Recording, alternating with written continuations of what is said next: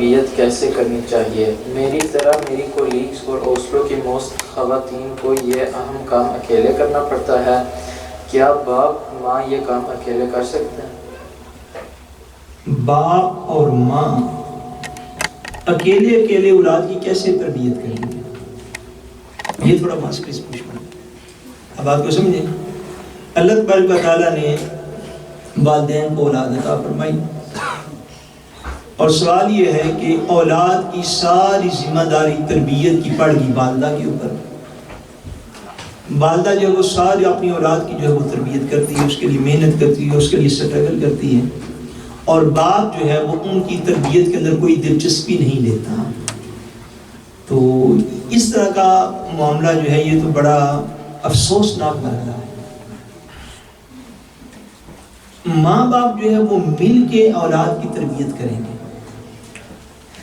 ماں بھی اور باپ بھی، بولیے ماں بھی اور باپ بھی، وہ سارے دونوں مل کے اولاد کی تربیت کریں گے۔ اگر ایک بھی اپنی ڈیوٹی درست طریقے پر نہیں دے گا تو اولاد کی کما حقہ، جیسا کہ اس کا حق ہے، اس کی تربیت پوری نہیں ہوگی، جس کے بعد میں جو ہے وہ نتائج بہت غلط جا کے نکلتے ہیں۔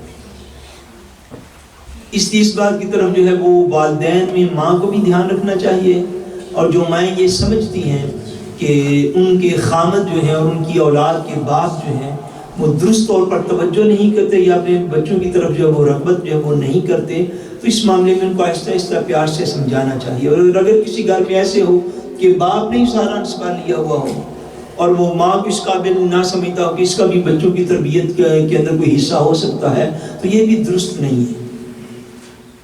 یعنی دونوں چیزوں کی طرف جو ہے وہ بندے کو فوکس کرنا چاہیے۔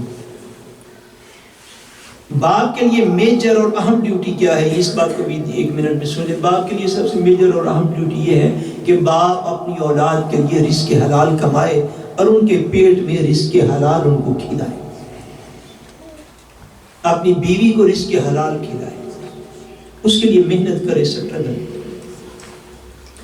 اور ماں کا جو ہے وہ ایجوکیٹ ہونا دینی اعتبار سے اتنا لازم ہے کہ ماں کی گود جو ہے وہ بچے کا پہلا سکول ہے۔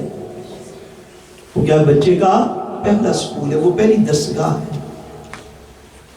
ماں جو ہے آپ نے سنا ہوگا نا، حضور سیدنا غوث الاعظم رحمۃ اللہ تعالی شہنشاہ بغداد، آپ جب پہلے دن اپنے استاد صاحب کے پاس گئے تھے تو آپ نے 14 پارے قرآن مجید کے زبانی سنائے تھے۔ سبحان اللہ! کتنے پارے؟ 14 پارے زبانی سنائے۔ استاد صاحب نے شروع کروایا الحمدللہ رب العالمین، آپ نے پڑھا الرحمن الرحیم مالک یوم الدین ایاک نعبد، 14 پارے جب زبانی سنا لیے، رکے نہیں آپ درمیان میں، تو استاد صاحب نے کہا بیٹا ابھی تو تیرے جامعہ میں جو ہے وہ پڑھنے کی ایج پہلے دن آ جا پائے ہیں، تو آپ نے یہ سارا کچھ کہاں سے یاد کیا؟ فرمایا میں نے اپنی والدہ کی گود میں یہ سارا یاد کیا۔ سبحان اللہ! یہ میری والدہ جو ہے وہ ہم وقت گھر میں قرآن مجید کی تلاوت کرتی تھی، تو ان سے سن کے میں نے 14 پارے یاد کر لیے۔ ٹھیک ہے نا؟ تو باپ ہیں جو ان کو اپنی ذمہ داری نبھانی ہے، ماں کو اپنی ذمہ داری جو ہے وہ نبھانی ہے۔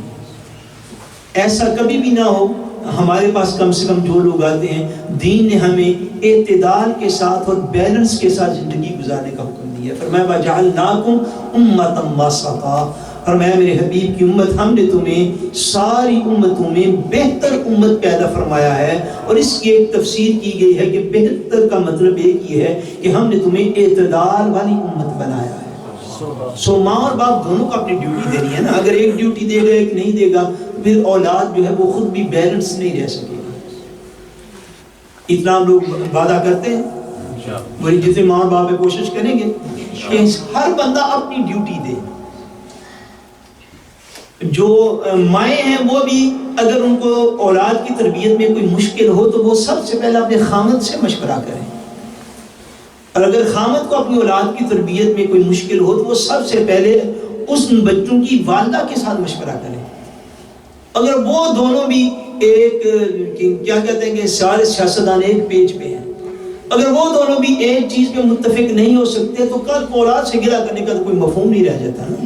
بھئی ماں اور باپ ایک چیز پہ متفق نہیں ہے، وہی اینی نہیں ہے ایک بات میں، تو ماں بچے کو کہتی ہے فرض ماں کہتی بچہ تو کھڑے ہو کے نفل پڑھنے، باپ کہتے نہیں تو بیٹھ کے بھی پڑھ لیتے خیر ہی ہے، پھر بچہ جو نفل پڑھ گیا تو میں پڑھ لے آ گیا، باقی کا فرض جو پڑھ لینے آنے تھوڑے. یعنی آپ کو خود ایک بات پہ پہلے تو جمع ہونا ہے کہ آپ یہ سمجھیں کہ آپ نے اولاد کو بتانا کیا ہے. سو دونوں میں رب کریم کی بارگاہ میں دعا گو بھی ہوں تو آپ بھی کوشش کریں کہ والدین میں والد بھی اور والدہ بھی دونوں مل کے اولاد کی تربیت کریں اپنے حصے کی, اور ایک ہی بات اولاد کو بتائیں تاکہ اولاد کو بات کو فالو کرنے میں آسانی ہو. اللہ کریم سب کو توفیق عطا فرمائے.